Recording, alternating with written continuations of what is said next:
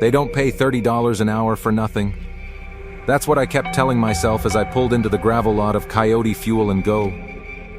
My headlights swept across the weathered sign, the neon coyote flickering like it couldn't decide whether to stay lit or surrender to the darkness. The station sat alone on Highway 160, a solitary outpost in the vast emptiness of the Navajo Nation. Red rock mesas loomed in the distance, barely visible against the night sky. I killed the engine of my beat-up Civic and sat there, listening to the ticking of cooling metal. The desert night pressed against my windows like a living thing. Out here, 30 miles from the nearest town, darkness had weight. It wasn't just the absence of light. It felt present, a substance, something that watched back. My phone buzzed. Danny, hey little brother. I forced cheer into my voice. Miggs, you at work? Just got here. First night.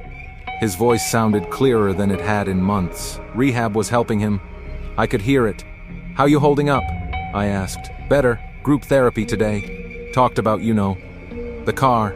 My stomach tightened. That's good, I said. Owning it. That's what they say, right? He paused. You didn't have to take this job. Not for me. I watched a moth batter itself against the fluorescent lights above the gas pumps. It's good money, I said. Besides, how hard can it be? Middle of nowhere. Night shift. Danny laughed, brittle and short. Just be careful, okay? Always am. After we hung up, I grabbed my backpack and stepped out into the night. The air smelled like dust and gasoline, with something metallic underneath. August in Arizona never really cooled. The heat just softened its grip after sunset. The bell jingled as I entered. Inside, the station looked exactly how you'd expect. Worn linoleum floors. Shelves stocked with jerky and energy drinks. A coffee station that had seen better decades. A dusty boombox on the counter playing classic rock so quietly it was more texture than sound. You must be Miguel. I turned. A man emerged from the back room.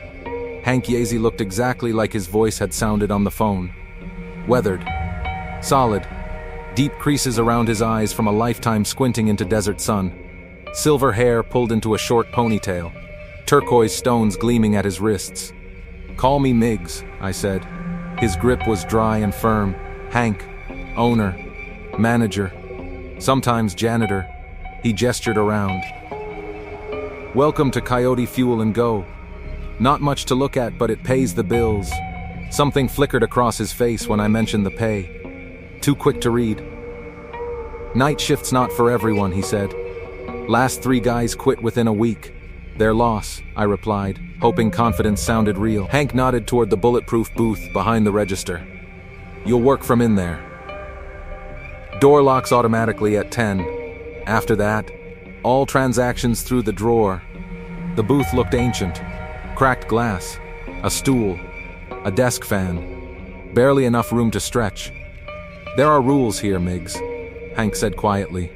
His tone changed everything. First, never sell jerky, tobacco, or Slim Jims to anyone with yellow eyes. I waited for the joke. It never came. Second, he continued, if the pumps start leaking black fluid, lock the doors immediately and play track 3 on the boombox. Don't stop it until the leaking stops. What's on track 3? I asked. A chant, he said. Old Navajo prayer. He waved away my questions. Third, he said, pointing to the payphone near the bathrooms, never answer the phone. Does it even work? I asked. It shouldn't. He studied me. Between 2 and 4 a.m., things can get strange. Just follow the rules. Then he left, and I was alone. The first few hours passed quietly. 2 customers, 1 local, 1 college kid half asleep. At 1:30 a.m., a trucker came in. Big guy. Faded tattoos. His shadow looked wrong on the wall. Too long. Too tall. Antlers where a head should be. I blinked. Normal again. At 2:00 a.m., the bell rang. A woman in a white sundress stood under the lights. Dark stains patterned the fabric. Oil, maybe. She moved with a gliding step toward the jerky rack. "Can I help you?" I asked. She turned. Her face was ordinary. Her eyes were not. Yellow. Glowing. My mouth went dry. "I'm sorry," I said. "We're out of jerky." Her smile stretched too wide. Teeth too sharp. "You'll starve them," she whispered. Then she was gone. I found the Polaroid under the register later. Hank. Younger. Standing beside something tall and wrong. Feeding time, 1999. At 3:17 a.m. the payphone rang. I answered. It knew my name. It knew the car. It knew Danny. At 2:33 a.m., pump 4 leaked black fluid. I locked the doors. I played track 3. The chant pushed the darkness back into the metal. At dawn, Hank returned. Calm. Smiling. He gave me a bonus. I didn't quit. I should have. By the 7th night, the station was wrong.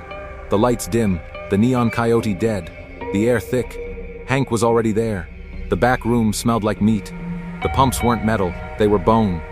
"The station is camouflage," Hank said. "The pumps feed them. Skinwalkers. This was burial ground. And I was the offering. I escaped by fire.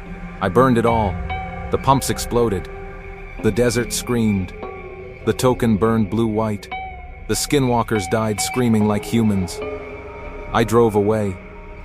1 week later, Danny was sober. We left the desert behind.